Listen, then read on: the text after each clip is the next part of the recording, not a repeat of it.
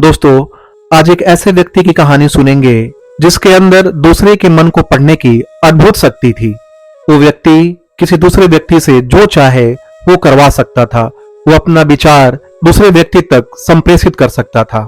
उस व्यक्ति से महात्मा गांधी, अल्बर्ट आइंस्टीन और स्टालिन तक प्रभावित थे। तो आइए सुनते हैं। जर्मनी का एक लड़का उल्फ मैसिन स्कूल में ढंग से पढ़ता न था। मास्टर की मार के भय से एक दिन वह स्कूल छोड़कर भाग गया।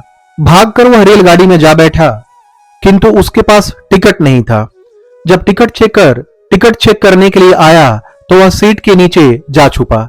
किंतु उसके मन में आया कि यदि टिकट चेकर आकर मुझसे पूछेगा तो मैं क्या करूंगा।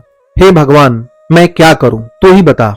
इस प्रकार प्रार्थना करते करते उसे कुछ अंतः प्रेरणा हुई। उसने पास में पड़ा हुआ कागज का एक टुकड़ा उठाया और मोड़कर टिकट के आकार का बना दिया और उसने अपनी आंखें बंद की और मन में विचार किया, यह कागज का टुकड़ा टिकट चेकर को टिकट लगे।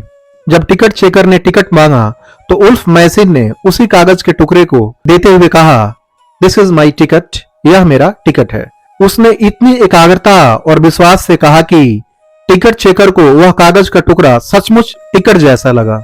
उस टिकट चेकर ने कहा, लड़के, जब तेरे पास टिकट है तो तू नीचे क्यों बैठा है। यह कहकर टीसी ने उसे सीट दे दी। उल्फ मैसिन तो हतप्रभ रह गया।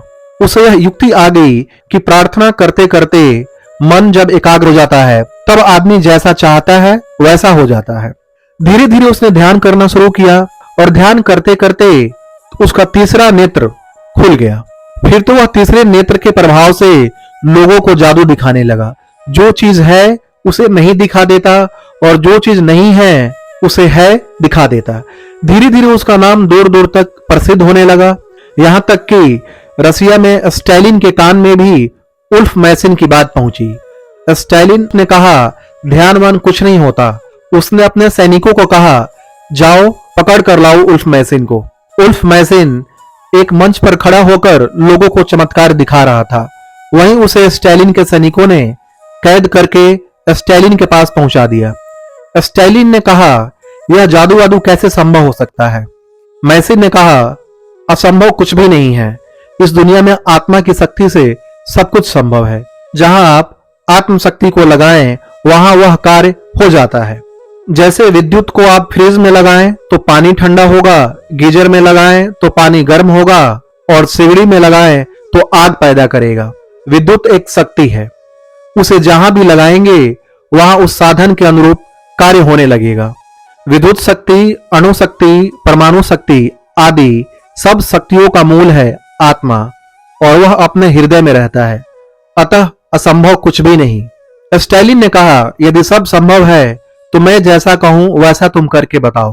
मॉस्को की एक बैंक से 1 लाख रूबल लेकर आओ तो मैं तुम्हें मानूंगा। बैंक के चारों ओर मेरे सैनिक होंगे।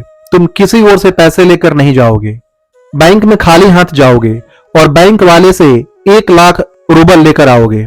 मैसिन ने कहा, मेरे लिए असंभव कुछ भी नहीं है। मुझे ध्यान की कुंजी पता है। मैसिन बैंक में गया, कैशियर के पास और कागज का एक टुकड़ा लेकर उसे भरा और भी जो कुछ करना था वह किया। फिर वह पर्ची कैशियर को दी। कैशियर ने 1 लाख रूबल गिनकर मैसिन को दे दिए। मैसिन ने वो रूबल ले जाकर स्टालिन को दे दिए। स्टालिन तो हतप्रभ रह गया कि यह संभव हुआ कैसे। उसने मैसिन से कहा, तुम्हारे सिवा उस बैंक में दूसरा कोई न जा सके, ऐसा कड़क बंदोबस्त किया गया था, फिर भी तुम पैसे कैसे निकाल लाए। उसने कहा, अच्छा अब उसे वापस देकर आओ। मैसिन पुनः गया बैंक में कैशियर के पास और बोला, मैंने तुम्हें जो सेल्फ चेक दिया था 1 लाख रूबल का, वह वापस करो। कैशियर ने वह कागज निकालकर देखा तो दंग रह गया। इस साधारण कागज की पर्ची पर मैंने 1 लाख रूबल कैसे दे दिए। सोचकर वह घबरा उठा। मैसिन ने कहा, इस पर्ची पर तुमने मुझे 1 लाख रूबल कैसे दे दिए। कैशियर ने कहा, मुझे माफ करो, मेरा कसूर है। मैसिन ने कहा, यह तुम्हारा कसूर नहीं है। मैंने ही दृढ़ संकल्प किया था कि यह कागज तुम्हें 1 लाख रूबल का सेल्फ चेक दिखे, इसीलिए तुमने 1 लाख रूबल गिनकर मुझे दे दिए थे। कागज ले जाकर स्टालिन को दिखाया। स्टालिन के आश्चर्य का ठिकाना न रहा। फिर भी वह बोला, अच्छा, अगर आत्मा की शक्ति में इतना सामर्थ्य है तो तुम एक चमत्कार और करके दिखाओ। मैं रात को किस कमरे में रहूंगा यह मुझे भी पता नहीं है। अतः आज रात के 12 बजे मैं जिस कमरे में सो रहा होऊंगा वहां आकर मुझे जगा दो, तो मैं आत्मा की शक्ति को स्वीकार करूंगा। स्टालिन अपने 500 कमरे में से वह किस कमरे में रहेगा, इस बात का पता उसके अंग रक्षकों तक को नहीं चलने देता था। वह किस नंबर के कमरे में सोएगा, इसका पता किसी को नहीं रहता था। स्टालिन ने अपने महल के चारों ओर इस प्रकार सैनिक तैनात कर रखे थे कि कोई भी उसके महल में प्रवेश न कर सके। उसने आदेश दे दिया कि आज रात को कोई भी व्यक्ति उसके महल में प्रवेश न कर सके, इस बात का पूरा ध्यान रखा जाए।